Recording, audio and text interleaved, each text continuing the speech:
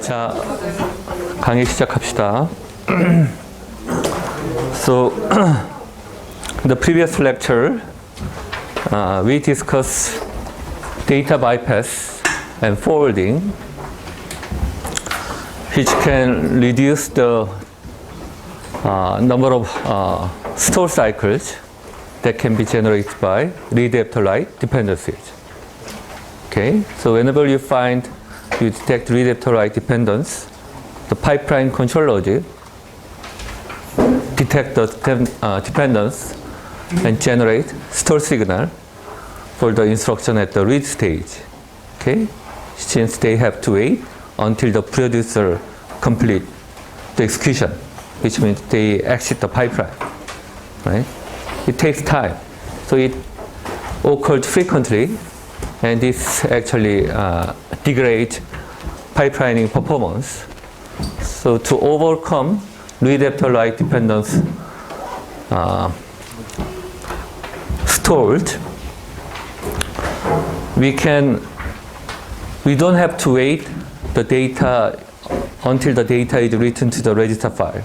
As soon as the data is produced by the integer ALU or by the memory, you can send them directly to the waiting instruction. Okay? So at the read stage, there are two choices. One is you can read from the register file, or you can get the data from the execution unit. Okay? And those are going to the input mux of the execution unit. So input mux, you can view that integer ALU has two sources and one destination. Each source has an input mux, and it can come from the register file or it can come from the execution unit. If the register file access time is same as integer arithmetic computation time, it's the same, right? For this execution unit, it can come from the register file or it can come from the ALU, and you can send them directly. So even if you have back-to-back read after write dependence, like this, multiply produce R3 and add consume R3, load produce R2, multiply consume R2. But they can be bypassed because as soon as the memory get this data from the memory location, they can send directly to the input mux of this multiplier. And so here, for this multiplier, one input comes from the memory directly, and the other input is transmitted at the same time when this data is written to the register file. So you don't have to wait until this cycle. You can send them directly to the input mux of the multiplier, and it can be computed, and you can eliminate this read after write dependence storage. Okay. Okay, so let's look at the same example, but let's make it a little bit more realistic, so that multiply takes 6 cycles. 1, 2, 3, 5, 4, 5, 6. And in this case, even if you employ data bypass, you have to wait until the data is produced. So using the data forwarding, you cannot completely eliminate read after write dependence storage. If the producer takes long computation time, then sometimes you have to wait. Okay? So if it takes more than one cycle, then you have to wait until they produce. But as soon as they produce, you can consume the data by sending it directly. Okay? So here, memory is the same. It takes one cycle, but for multiplier, it can bypass to the input of this multiplier, R1 and R2 can be bypassed, and it consumes, it's doing computation for 6 cycles, it's writing back to the register file, R3. Here, add instruction, unlike the previous example, there is no dependence between instruction 3. So add is independent, right? So R5, R6, it can read from the register file, right? So this arrow should be removed. This is wrong. Okay? This arrow, there is no bypass. It's reading R5 and R6 from the register file, and execute and write back. Okay? So as I said, in in-order pipeline, it can complete out of order. Instructions can complete out of order. Okay? Even in in-order pipeline. For the subtract instruction, there is a dependence between instruction 4 and instruction 5. So instruction 4 produce R4 here at the end of this execution stage, and it can be bypassed. Okay? But the problem is there is a write after write dependence. Okay? So if you allow, then it will write to R3 before the earlier instruction write to R3. So there is a write after write violation. And whenever you read R3, it might read the old value instead of new value. So you have to generate stored due to write after write dependence in this example. Okay? And then after multiply write to R3, you can write to R3 by this subtract instruction. And because of this stall, the sixth instruction will stay at the decode stage, because whenever you generate read stage stall, decode stage and fetch stage instructions must be stalled as well, because you cannot progress. And then they decode, and R3 can be bypassed directly and execute and write back. Okay? So these pipelines can stop or can generate bubbles or store cycles because of several reasons. And we have seen the stored due to read after write dependence. These are called data hazard. Data hazard, because of it's caused by data dependence. Data dependence. So it can cause by read after write dependence, or write after write dependence, or write after read dependence. In in-order pipeline, we have only these two types of dependence. Okay? So whenever you find this dependence, the new instruction must wait until all the instruction is free of this dependence, right? They produce or they write earlier. Then you can eliminate this write after write dependence. And then you can allow the new instruction to proceed. To check this dependence, as I said, the pipeline logic should detect this dependence, which means there are comparators, as we have reviewed. Right? So you need to find read after write after write dependence by matching the register number in the read stage and the register number at the execution and write back stage. And then whenever you have dependence, you have to recycle the instruction at the read stage, which is the third signal. And sometimes we accelerate or we remove some store cycles caused by read after write dependence by this bypass. So you need wires to the input mux of the execution unit, so that it can come from either register file or come from the execution unit. And you need to add input mux for each input source. Okay? So we need comparators to check read after write dependence. So this might be a part of this dependence checking, because they are redundant. You don't have to have both, right? Using this, you can check the dependence. Whenever you check the dependence and whenever you have read after write dependence, you bypass. It also requires the input mux. There are other reasons that pipeline must be stopped or generate pipeline bubbles. These two types are called, one is called structural hazard, and the other is called control hazard or branch hazard. Structural hazard are caused by resource constraint, which means there is only one resource. Sometimes you need to share. The popular example is, let's say, floating point unit. You have only one floating point unit, okay? And floating point unit operation takes maybe 4 cycles because it's complex. And you didn't pipeline to simplify the hardware. And you assume that floating point instructions are not frequent. So you did not pipeline. So whenever you issue instruction to the floating point unit, it takes 4 cycles to do the computation, and then it will write back to the register file. Okay? The problem is, if you have back-to-back consecutive floating point instructions coming into the instruction pipeline. The first one you can issue to the floating point execution unit, but it's busy for 4 cycles, right? Since we didn't pipeline. The second instruction you want to issue, but since floating point unit is busy, you have to store because the resource is not available. Floating point unit is busy. After they complete the computation, you can send it directly. Okay? So to avoid this kind of bubbles, one option is you can, there are 2 options. One is you can install more floating point unit. You can add more floating point unit. That's quite expensive. Instead, you can pipeline.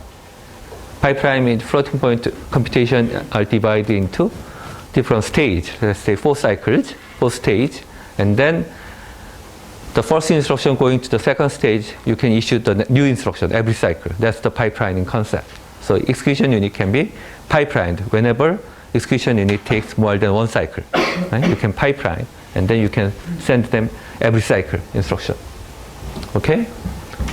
That's the structural hazard because of resource constraint. It can happen by floating point unit. It can also occur by integer ALU for Core i7 processors, quad issue processor. If they have only 2 integer ALU, if instructions are coming to the instruction pipeline every cycle, 4 instructions. And if they are all integer operation, you can send 2 of them to the integer ALU, but 2 of them you cannot issue because of resource is not available. Those are structural hazard. Okay? Those are structural hazard. And the other hazard is caused by branch instruction. Branch instruction. Control transfer instruction, and it's called control hazard. Control hazard. Because the function of this branch instruction is to compute the address of the next instruction, right? Which is called target address. But until you execute this instruction, before you execute, you don't know the target address. So essentially, logically, whenever a new instruction is fetched, if this is a branch instruction, then you cannot fetch the next instruction because you don't know the next target until you execute this instruction. That can cause problem. And branch is quite common in programs. For integer, which means for PC application, about 24% of the instructions are branch, which means if you execute instruction for single issue, 1 out of 4 instructions are branch instructions, which can cause pipeline problem because you don't know the fetch address for the next cycle. So if it's a branch instruction, then you have to stop. The problem is when at the fetch stage, you don't know whether this is a branch or not because you only know the address of the instruction, program counter.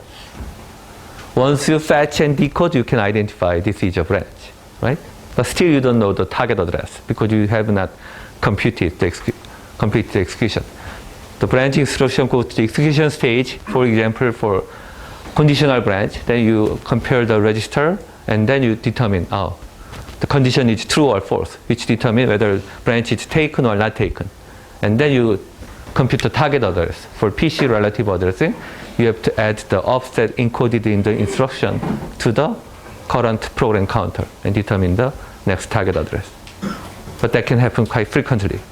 So this is another big hurdle that can degrade pipelining performance. Okay? We have seen this read after write dependence, but using the data bypass, we can overcome. And if it takes too much time, then there is no other way to do, right? Because we have to wait until the producer produces the data.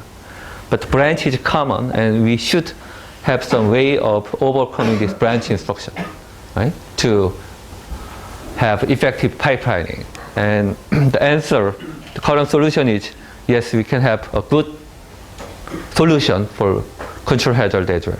It's called branch predictor. You can predict branch effectively, and you can predict which path will be taken and the target address effectively. And you can eliminate most of this bubbles caused by branch instruction. It's called branch predictor. Branch predictor. So by looking at the program counter, the branch predictor predicts 3 things. By looking at the program counter, they can determine, by looking at your address, you are a branch. they can predict. Okay, the branch predictor can easily predict you are a branch or not. And also, if it's a branch instruction, if it's a conditional branch, it can predict condition also. This time it will be taken. This time it will be not taken. The accuracy is more than 97% accurately. You can predict. Target address you can also predict quite well using the branch predictor. So there is some kind of fetch stage. You have instruction cache to access the instruction, and we also have a branch predictor. Input char program counter. The output of instruction cache is instruction. You send it to the decode stage. The output of this branch predictor is the prediction. This is your branch condition, branch target address. They can provide quite accurately. So we'll study these examples. Let's look at the example for structural hazard. Assume this program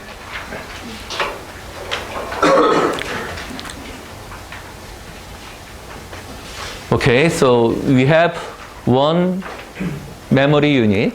So it's a cache because memory is usually far away.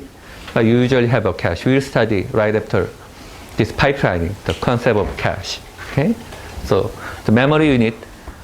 This is another execution unit. One memory unit and one integer ALU. Okay, so integer ALU does the addition, subtraction, and also do the multiplication. So there is no separate multiplier. ALU does everything for integer computation. And memory operation takes 2 cycles, load takes 2 cycles, and multiply whenever it issues to the ALU, it takes 4 cycles. Okay? So given this assumption, what will be the pipelining diagram for this example? So fetch, decode, read. Memory, it says it takes 2 cycles, so execute, write back. So at the end, they produce the data. Okay? And memory for 2 cycles is not pipelined, which means every time you're issuing new instruction, memory unit is busy for 2 cycles. You cannot issue next cycle to the memory because it's busy for 2 cycles. Okay? If you pipeline, then you can issue every cycle. Anyhow, it's not pipelined, so fetch, decode, read. You are trying to issue to the memory, but memory is busy, right? So you have to wait. The second load instruction should wait at the read stage because there is only one memory unit. So this is caused by structural hazard. Since you have only one memory unit, the solution is you pipelining the memory, or you can have another memory unit. Then you can overcome this situation. And then multiply is reading R1 and R2. So R1 is available here and it can be bypassed, but R2 is available here. So you generate additional 1 cycle store because R2 is produced here and you can bypass here. Okay? So another store cycle due to read after write dependency, even if you do the bypass, because memory operation takes more than 1 cycle. If it takes more than 1 cycle, even if you have bypass, you have to wait until they produce. And then multiplier takes 4 cycles and then write back. Okay? And then add instruction, there is no dependence. Okay? So add instruction, fetch stage 1 cycle store, decode stage 1 cycle store.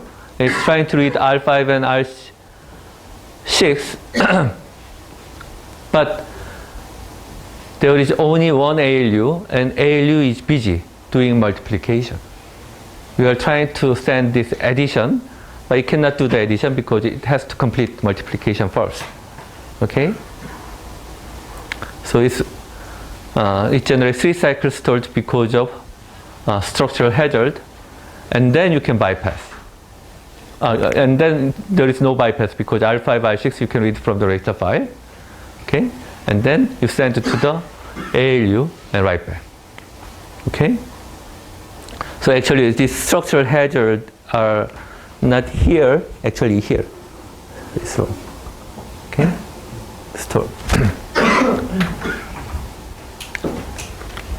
So you generate 3 cycles stored and then proceed. And subtract is reading R4. R4 can be bypassed from add to sub.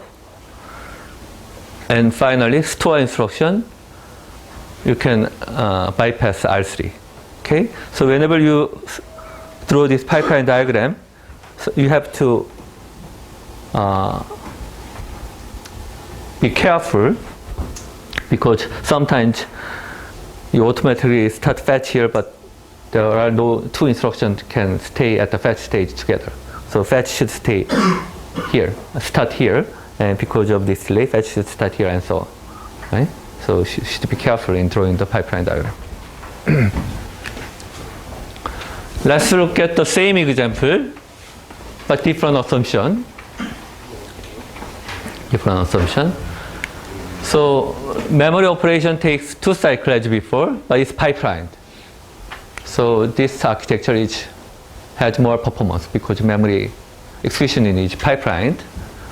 And you have separate multiply units. So instead of single ALU, you have adder and multiplier. So you can send the instruction to the adder or the multiplier separately. So then we can eliminate couple of store cycles because of this optimization. So here, since they are pipelined, even before the first load operation complete the execution, every cycle you can send a new memory operation to the memory execution unit because it's pipelined. Pipelining means every cycle you can accept new instruction. Okay? So you can overlap the execution. Okay?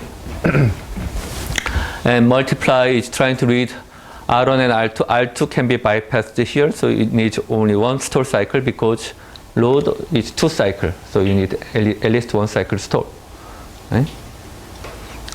And 4 cycle and write back. The addition, this instruction can be issued to the adder because you have separate unit. So instead of waiting for this multiplication to complete, you can send it to the adder and complete. So there are out of order completion. But here, the 5th instruction, you can bypass alpha and here. So is there something wrong? And R3 can be bypassed here. Are there anything wrong in this example? Okay, let me complete. So anyhow, addition is independent and you can issue. And subtract, you can bypass R4. Okay? And then OR instruction, you are bypassing R3. And you are trying to write, but there are problems because this instruction, we are reading R3 and R. If you allow this instruction to complete the write here, then in the same cycle there are 2 writes to the register file. Right? If you look at every cycle, there are only 2 reads. R read stage is reading 2 source, right? And you are writing 1 register. So you are reading 2 register and writing 1 register, which requires register file. Each flip-flop, each register file has 3 ports. Port means you can read 2 registers and you can write 1. So it's said you have 2 read ports and 1 write port. Okay? But here, if you allow this instruction to complete the write here, then you are allowing 2 writes at the same cycle, which is not possible. So this is another structural hazard. Okay? Because register file have only 2 read ports and 1 write port. You don't know the concept of port exactly, but you have to know the SRAM structure. SRAM structure is like this. You have 2 inverters, and they are back to back, and then you have 2 transistors. These are the basic SRAM structure. You need 6 transistors. So you need NMOS, PMOS, NMOS, PMOS, and 2 NMOS. So you have 6 MOS transistors for a basic SRAM cell.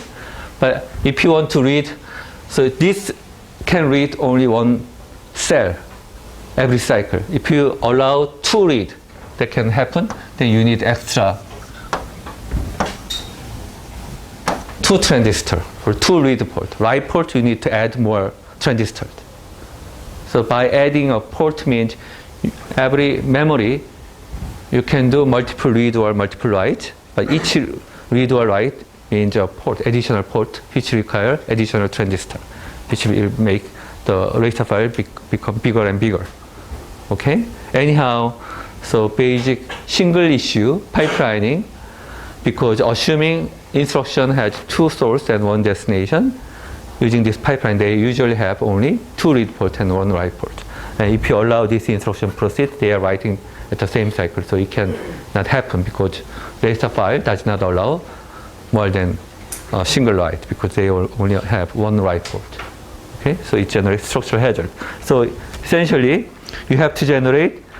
So this is also wrong. Read stage stall, because you need to generate stall at the same stage because you can identify this kind of problem before the issue. So it should be R and EW. Okay.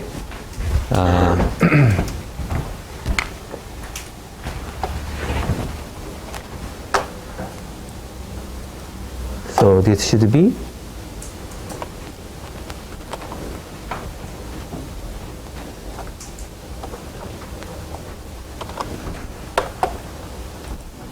well, why not? Anyhow,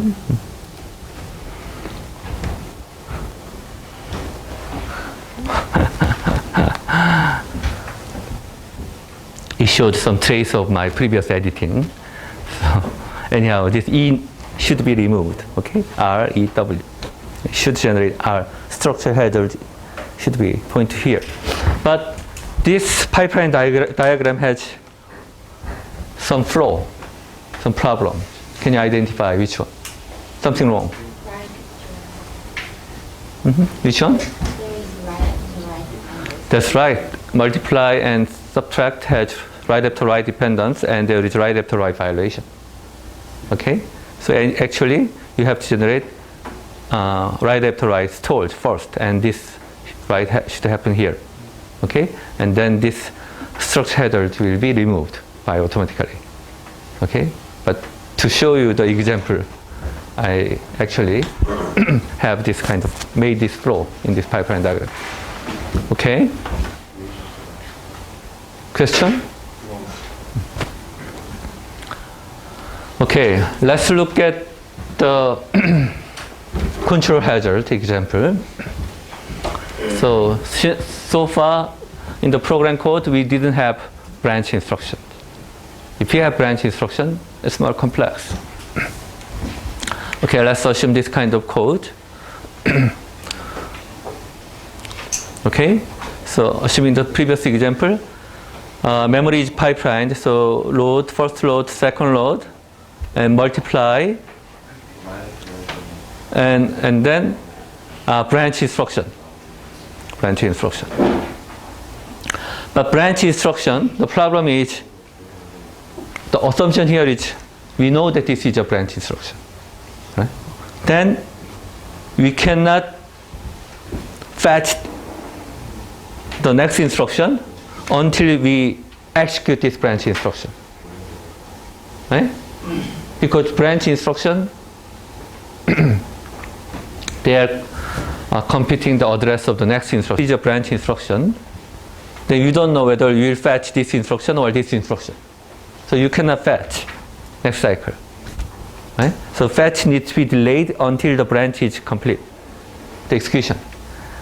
After you complete the execution, then you can fetch the instruction, either from here or here, depending on this condition. Okay?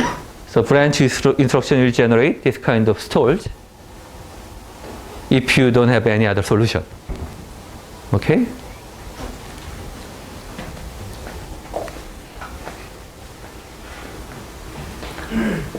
The stack top.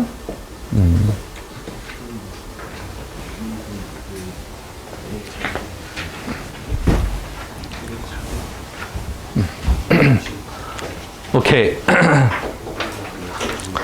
So instead of waiting until the branch is executed, right, which will delay the fetch of the next instruction, there is another option.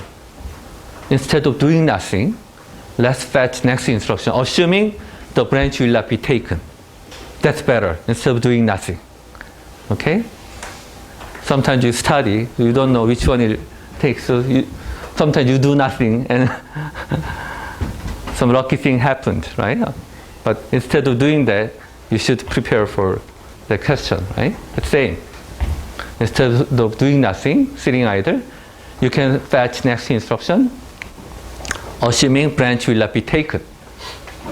So this approach is taken by this pipeline diagram. So you assume this condition will not be true, and you fetch subtract instruction, and store and add and so on. Okay?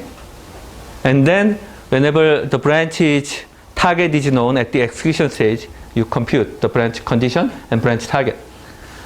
And if the condition is taken, that means something wrong, right? You assume branch not taken. So you have to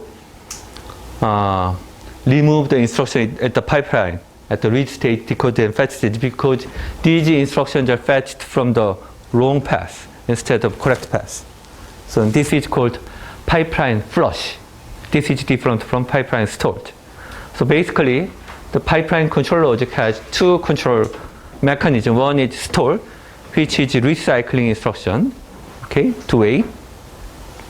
The other is flush. Flush means removing instruction at the read stage, decode stage, and fetch stage because they are wrong, right? We actually fetch wrong instruction from the wrong path. So we have to remove those instructions, and we have restart from the correct path. And this is called pipeline flush. Pipeline flush. And pipeline flush can happen because of this branch misprediction, and also can happen from the exception, which we haven't studied. But we'll study what is exception and what is interrupt. On an exception, something exceptional event happened, and then you have to stop at that instruction, and all the following instructions must be cancelled, and you have to start the new handler for that exception. It's called exception handler or interrupt handler. After you handling the event, you can come back and you can continue. Okay? In that case, you also generate exception flush. In both cases, we generate pipeline flush signal, which is removing instruction at the read stage, decode stage, and fetch stage. Okay? So here, it's removing 3 instructions at read stage, decode stage, and fetch stage. But actually, total it generates this much pipeline bubbles. Okay? Even though it eliminates only 3 instructions, because each instruction takes 5 pipeline slots. Okay? So it generates 15 pipeline bubbles. And so for Pentium Pro and Pentium 4, Pentium Pro is 4th generation i32 processor, and Pentium 4 is 5th generation. Both of them are 3-issue, out-of-order, superscalar pipeline. But Pentium Pro is 10-stage pipeline. Pentium 4 is 20-stage pipeline. Okay? And Pentium, so by having 20-stage pipeline, because you divide instruction execution into more number of stages, each stage is smaller. Okay? So pipelines, the CPU clock cycle time is smaller, which means you can improve the clock speed. Right? So that's why from Pentium 3 to Pentium 4, Pentium 3 is another Pentium Pro, right? It's variation, it's same microarchitecture. You see a jump in the clock speed.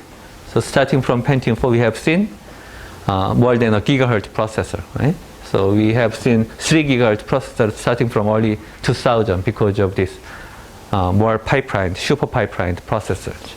But the problem is whenever you have this kind of flush because of misprediction or because of exception, you have to cancel more instruction if your instruction pipeline is more deeply pipelined. And if it's more wide issue, like superscalar, you need to flush more instruction, right? So 20-stage pipeline, roughly maybe 20 instruction 3 issues, so at least more than 60 instructions, and there are instruction buffers for out-of-order pipeline. So there are more than 60 instructions that you need to cancel.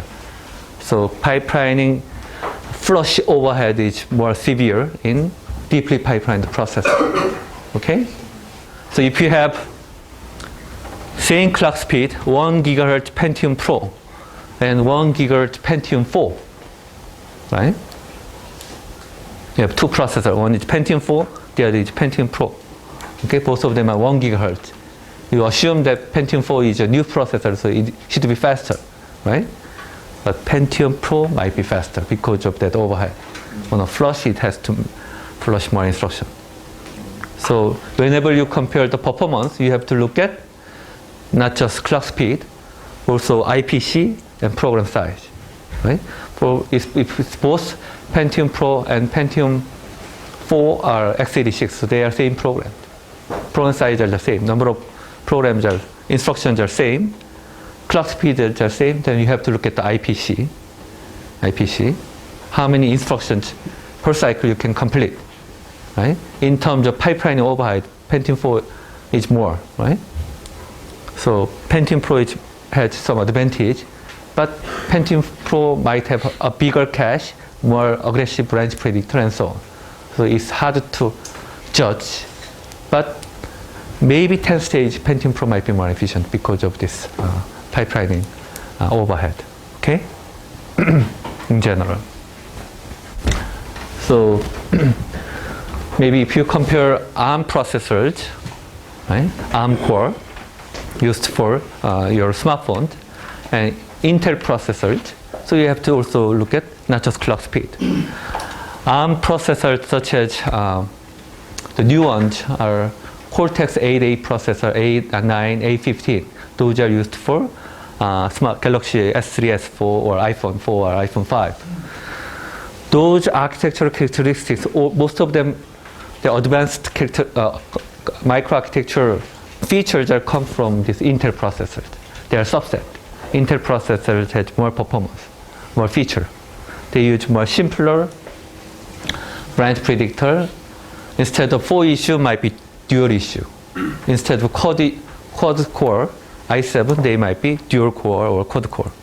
Okay, so even if they have the same clock speed, usually Intel processor performs better because of higher IPC. Okay, and you also have to compare program size because RISC program ARM is bigger than CISC programs because RISC there are only a small set of instructions. So for just a couple of instructions, for CISC you can encode it using a single instruction, right? Because you have more variety of complex instructions in CISC instruction set. Okay, so you have to look at three-dimensional program size, IPC, and the clock speed. Okay, and so these codes are actually fetched assuming this path, control path will be taken, right? You have some branch prediction.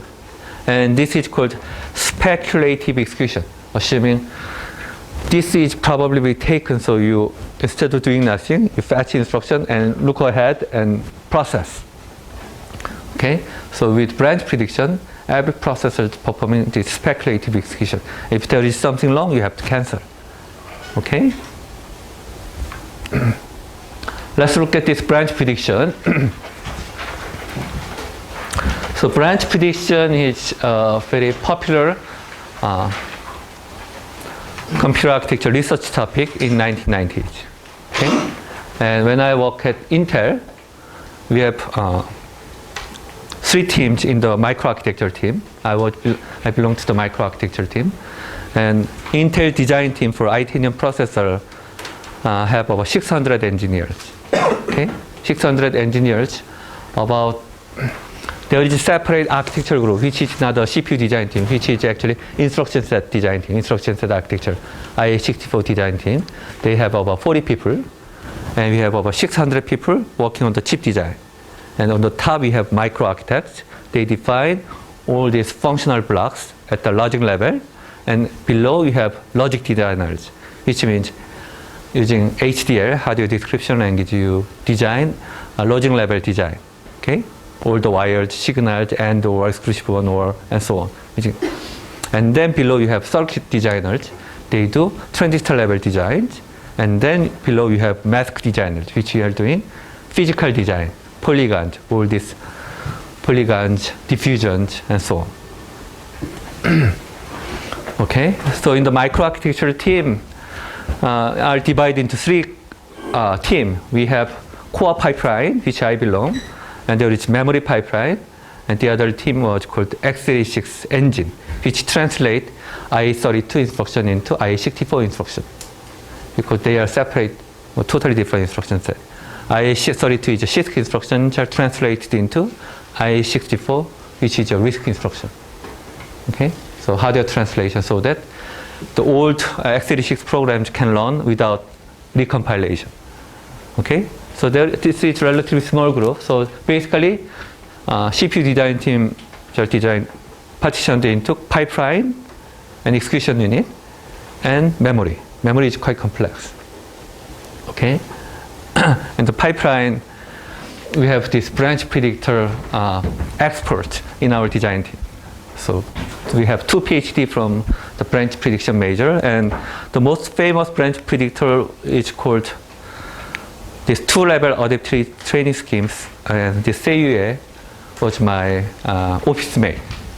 He sits right next to my cubicle, because all the engineers use cubicle, including CEO at Intel. And he was quite famous because of this article, his paper. And sometime we went to a Chinese restaurant, and some student came by and they asked for signature.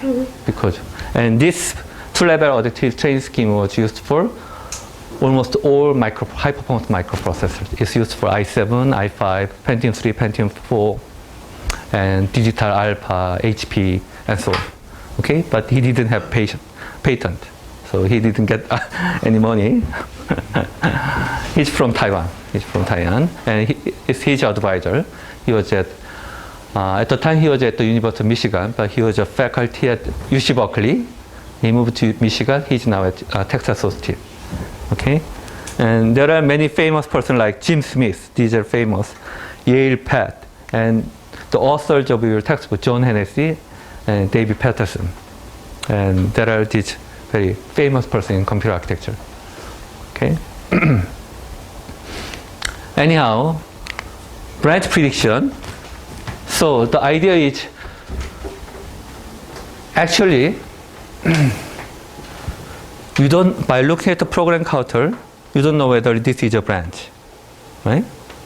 So without knowing the branch, what you should do is whenever you fetch new instruction, you cannot fetch next instruction because there is a chance that this might be a branch instruction. Okay? Stack top, still you are, 제발아.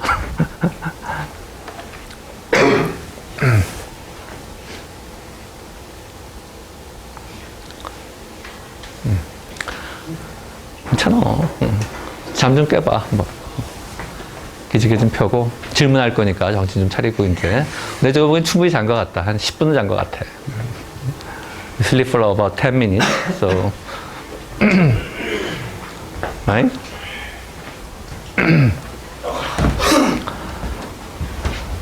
이 시간이 좀 졸린 시간인가? It's time for nap.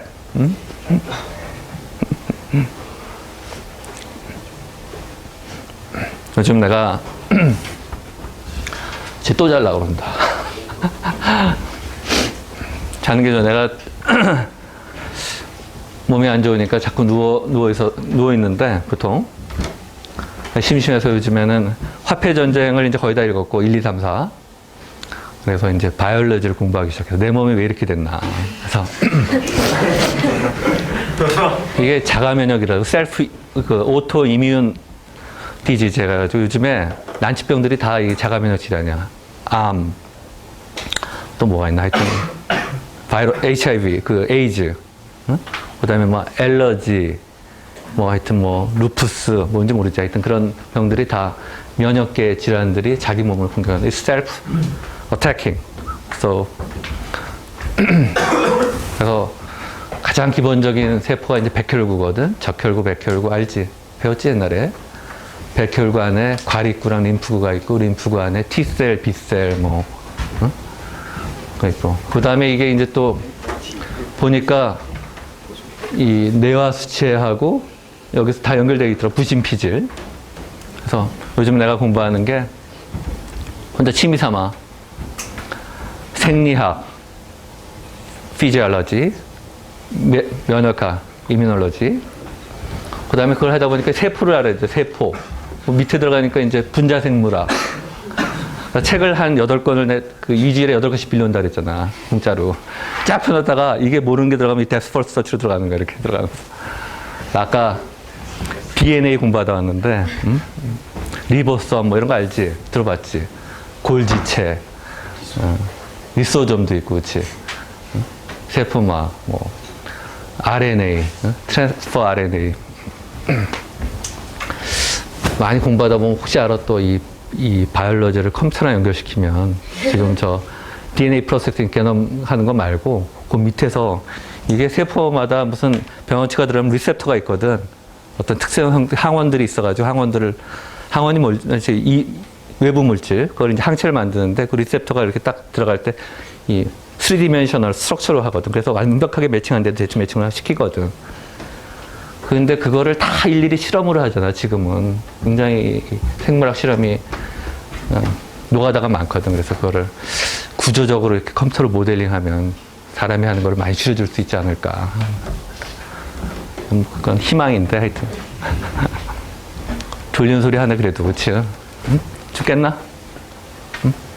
응. 준비됐지? 스택탑. 응?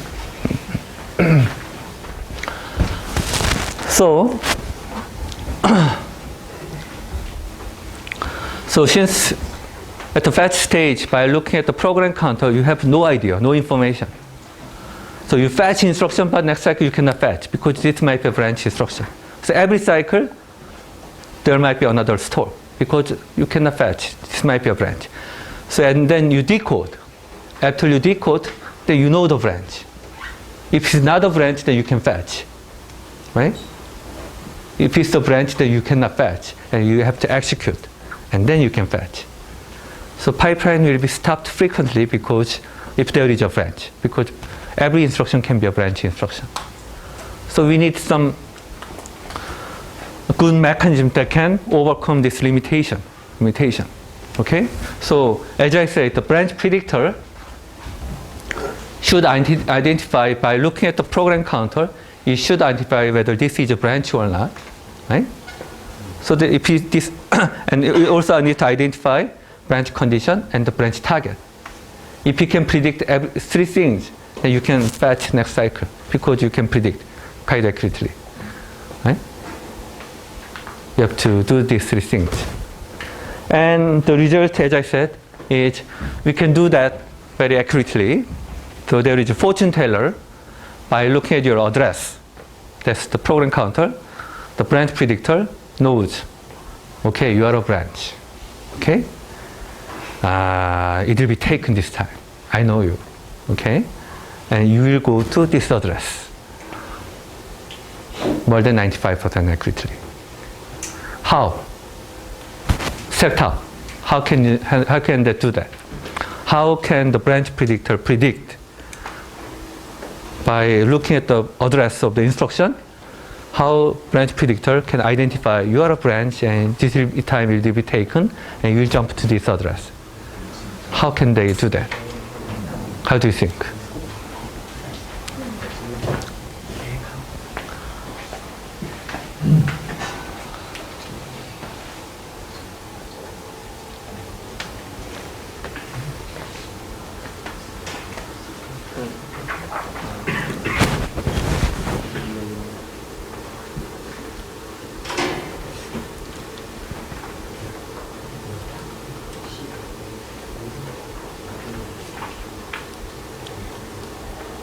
In here,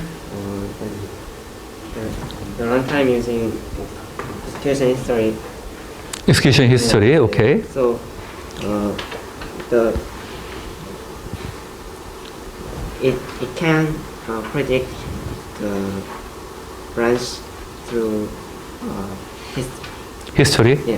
How? Can you show an example? How can they do that? Okay, you're right.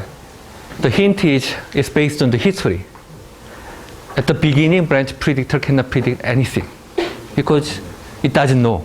But once branch predictor familiarized with that instruction, they have executed the instruction before, then they can record the history. Using the history, they can predict. How? Can you be more specific?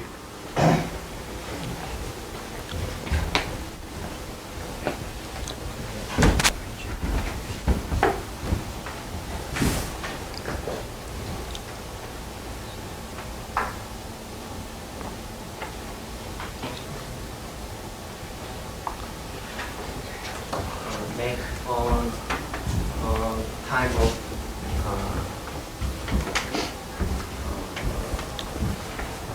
type of things to predict, not exactly predict, but make a type of branch. So. Okay, let me ask you the simple question first. So I ask you, the branch predictor has three functions. It can predict whether this is a branch instruction or not by looking at the address, okay? And then it can predict condition, it can predict target, okay? How it can identify whether this is a branch or not? Let me ask you the simple question first. How does it know whether this is a branch or not?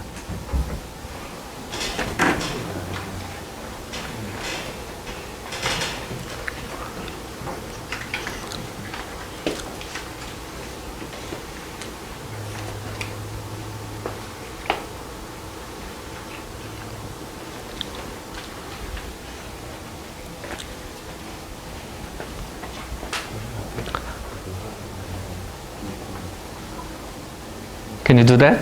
I can. I don't have.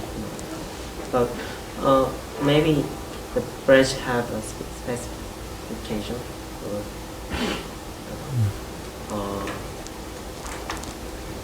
So the predictor can recognize branches. They require decoding, right? That's what you are saying. Yeah. If you look at the opcode, you can identify whether this is a branch. But even before you fetch, right? Because branch predictor should work at the fetch stage, because next cycle you have to fetch, right?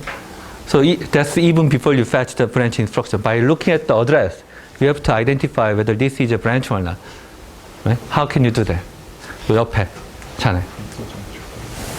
근데 what is exactly mean looking at the Address, okay, let me show you.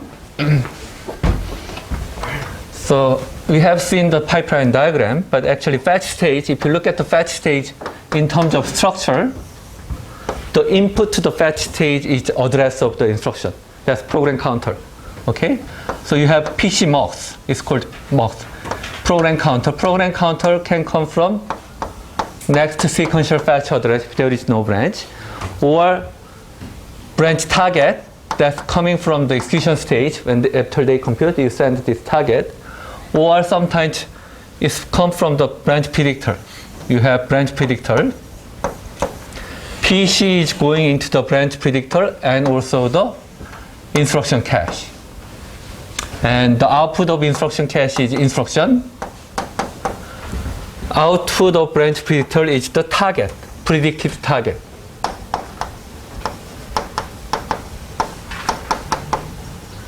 Or it can be exception address, exception handler address. So there are some PC mux. Anyhow, input is program counter.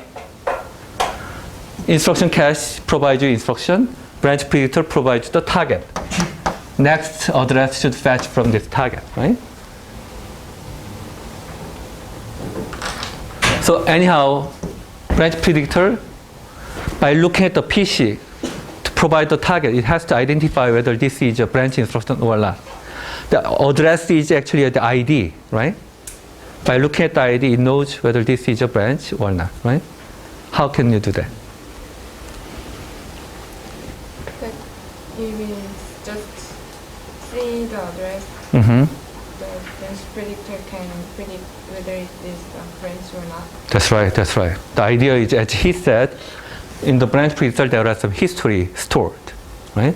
If you store the execution history of the branch instruction, then by looking at the history you can identify this is a branch or not. How? It's simple, very simple. Just to specific store in specific address. Which address? Specific, what address?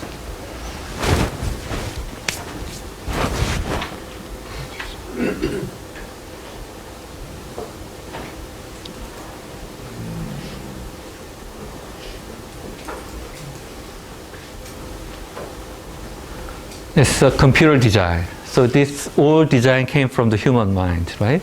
So they all confront the same problem. Branch predictor was an issue in from 1980s. Okay, so we need to overcome this branch control hazard to improve the performance, right? And then they came up with solution. Okay, and I'm asking you simply the first step. How can you identify by looking at the address whether this is a branch or not? Any idea? Okay. Working address E or D address check. Address check? Check. Other E or T are working, and check that address. You have to check the address of instruction at the decode stage and execution stage? That's what you're saying? No. I'm asking you a simple question. You should come up with some answer. It's very simple. Branch instruction is repeated commonly. That's right. Branch instruction is repeated commonly. Every instruction is repeated commonly. So, So I bought more more frequently repeated, I think, branch instruction. branch instruction. Okay, anyhow, so what can you do? To see history of instruction and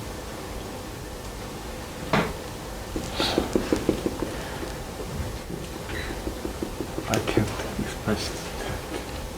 Mm-hmm. I can express. But okay. Any idea? I'll give you 5 bonus points. Okay.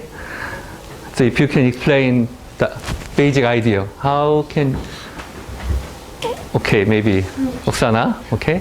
Maybe you compare the address to addresses stored in the branch predictor in the execution history.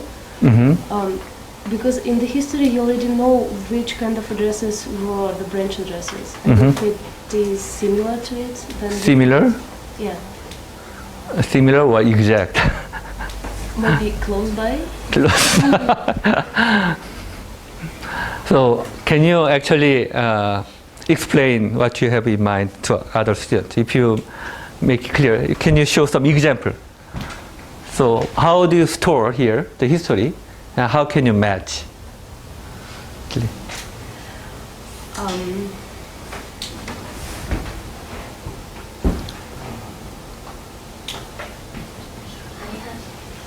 Mm-hmm. I have a question. You have a question, okay. Does the Branch branch predictor predictor. have specific addresses?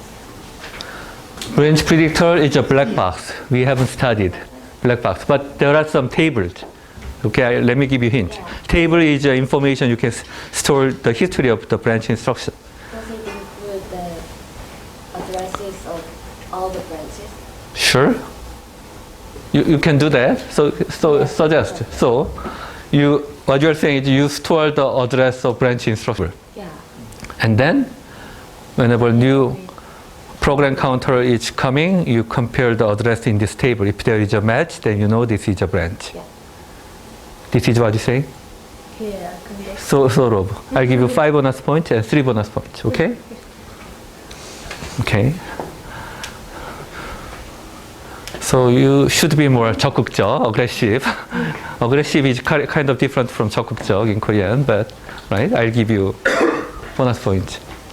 I have a question. Mhm. Then, to have a history of address, Mhm. you have to first encounter when you first Right, you have to execute first. Right, and you then have second to- time you can look up the table, right? But the first time there will be no empty. It's empty, right? That's what you're saying. Yes, and is it? Do we have to stop every time if we encounter first time? First time, because the instruction. If you look at the instruction,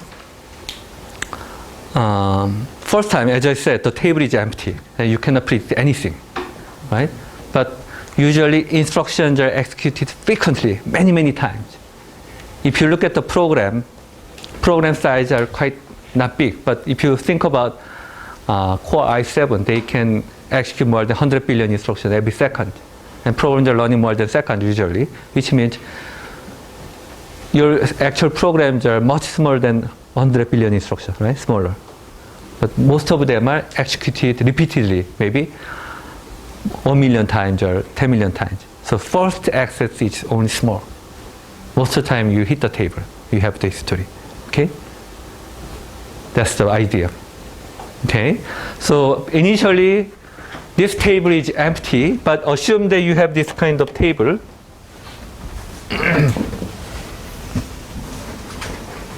You have this table. Whenever you execute branch instruction, you record that address of the instruction, branch instruction address. Here, you record. So for each, whenever you execute, you record address of the branch instruction. And whenever new program counter is coming, you check this address in this table. If there is a matching entry, you know that this is a branch instruction, right? But the table is usually limited. The hardware is limited. There can be maybe 10,000 branch instructions in a big program, and the table becomes too big, right? So this is maintained as a cache, which you have not studied. Cache means you maintain the cache, but the most frequently accessed, the recently accessed entries remain here, but all the entries are replaced down. It gives you good hit rate. So as long as you hit this table, then you identify this is a branch. Because you have executed this before, you still remain in this table. This is a branch instruction. Okay? 알겠죠? Understood? It's simple. So let's think about this branch equal R1, R2 loop. Whenever it's taken, it's going to the loop label, right? Backward branch. But whenever it's taken, this target, is there a change, or whenever it's taken, it's going to the same address? It's going to the same address, right? So here you store the target. Let's say this instruction is in hexa is 1000, this address. The target, the loop is actually maybe 10,000. Okay? And you identify if this program counter is 1000, oh, this is a same instruction, branch equal. And if it's taken, it will go to this address, always, right? And the only issue is condition, how we can do the condition prediction accurately. And the easiest condition predictor is called the last time predictor, which means last time it was taken, this time you predict taken. You require 1 bit, whether last time you have taken or not taken, 1 bit. Last time it was not taken, then you predict not taken. Okay? It requires 1 bit, then it gives you 89% accuracy. If you increase 1 bit to 2 bit, the accuracy goes up to 93%. Okay? If you increase, if you use this, say you add 2-level adaptive training scheme, which is a little bit complex, which I will not discuss details, then you can increase this condition prediction to 97%. Okay? So if you maintain this table, and if you match using this branch condition prediction and target, you can predict the target accurately. Okay, that's the branch predictor, fortune teller. It's not fortune teller actually, based on your resume. I have seen you before. You have gone this.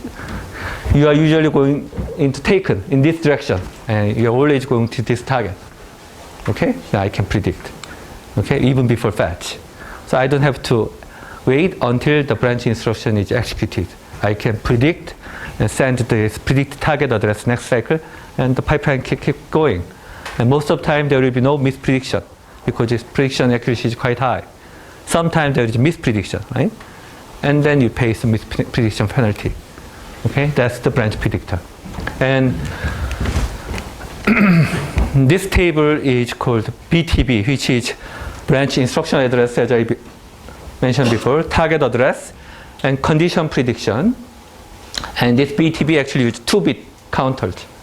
2-bit counters, and this BTB is used quite frequently in the processor. For most embedded processor, they use this BTB for branch prediction. Okay, 2-bit idea is this one. So instead of single bit, it's a 2-bit. It's state machine. Okay, it's counter. You have. Okay, so this is 2-bit saturating up-down counter. So this is single bit last time prediction. So you have 4 states: 0, 0, 0, 1, 1, 0, 1, 1. Okay? Let's say it's assume that it starts from 0, 0. If it's not taken, you have to decrement, but you cannot further decrement. So it stays at 0, 0. If it's taken, you increment, it becomes 0, 1. If it's taken, it becomes 1, 0. If it's taken, 1, 1. Taken, stay at here. Not taken, decrement. Okay? Not taken, decrement. Taken, increment. So it's a counter.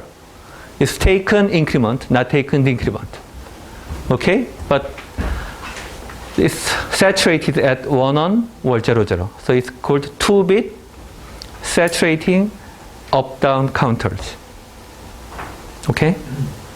2-bit saturating up-down counters. How do they predict? If this is 1, 1 or 1, 0, if the MSB field says 1, then you predict taken. If MSB is 0, 1 or 0, 0, 0, then you predict not taken. Then it can change. So last time prediction is based on previous history only, but this is more accumulated, right? So sometimes the branch behavior is at the initial stage, it is mostly not taken. But the middle stage, it's mostly taken, same branch. But at the axis stage, it's mostly not taken. So it can change, but this bimodal counter can, this 2-bit counter can adapt to this dynamic change during runtime. And this 2-bit saturating counter is called bimodal counter, and is used in almost all the microprocessors. Okay? And bimodal counter is also used in CUH, this 2-level adaptive training schemes. And there are variations of this scheme. They further optimize this 2-level adaptive training scheme. They all use this bimodal predictors, this basic structural predictor. And they use this bimodal predictor. This was used for strong ARM processors for embedded case. And this was proposed by Jim Smith at University of Wisconsin. Jim Smith. I said there are a few famous persons in computer. These are famous persons: Jim Smith, Yale, Pat, and so on. Okay. So if you have this BTB, branch target buffer, so if you see some processor specification or processor paper, computer architecture paper, you sometimes they have this diagram. At the fetch stage, you have instruction cache and you have BTB, and BTB then they are using this structure. Okay, so for a BTB to make a correct prediction, you need to hit the BTB, because sometimes this is you have only limited number of entries. Sometimes the old entries are replaced out, so you may miss. Okay, but you have to hit the BTB, then you identify this can be a branch, right? And prediction hit rate. So condition prediction hit rate is usually maybe bimodal, if you use bimodal predictor, 93%, but I just said two-level adaptive train scheme, which is more complex, but they can be more than 97%. 97%. And the target is usually doesn't change, right? So target prediction might be 100% for direct branches. Direct branches are for conditional branch, for mixed processor, this you can predict target 100% correctly. For other branch instruction, 없나?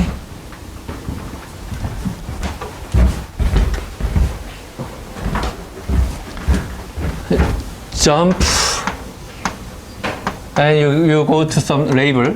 This is also direct branch because you encode the address directly in your instruction. And jump and link, procedure call, function A, this is all, it doesn't change, right? You can predict 100% correctly. But there are, these are called direct branch. But there are some indirect branch. Indirect branch means jump register $RA. Based on this address, you can jump to any other location, right? Any location. Because depending on the call size, you can go to anywhere. But this is hardly can be predicted using this structure. Okay? So for indirect branch, this is not effective for target prediction, but for direct branch, you can predict quite effectively. Okay? So if the BTB hit rate is 96%, condition prediction is 97%, and target is changing 1.2%, then on average overall prediction accuracy is about 92%. Okay? And this branch history table needs to be flushed every context switching, which means you change program, then the behavior is different. You have to remove all the entries. Okay? The problem is for indirect branch, this is hardly predict, but for return, this is actually return. You can predict also using return stack buffer. There is another separate structure called RSB, and this is sometimes called return address stack. Using this stack, you can predict very accurately using for return also. And we'll study this maybe in the next class. Okay? 여기까지 합시다, 오늘.